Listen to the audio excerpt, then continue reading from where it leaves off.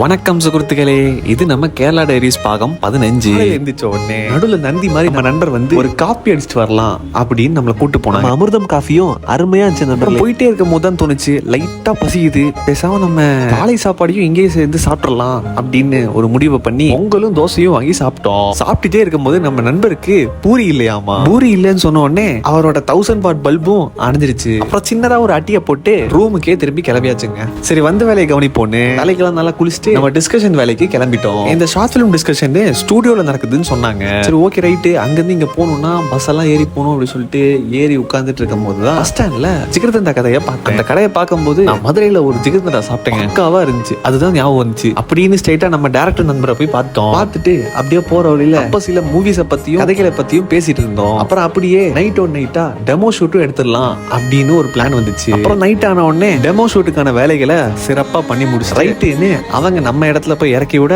நம்ம நண்பரை நைட்டா கூப்பிட்டு அவரும் குள்ளா எல்லாம் போட்டு அலேக்கா வந்து என்ன அப்படியே தூக்கிட்டு ரூமுக்கு போயிட்டாருங்க. இதோட இன்னைக்குள்ள நாளை முடிச்சுக்கிறேன்.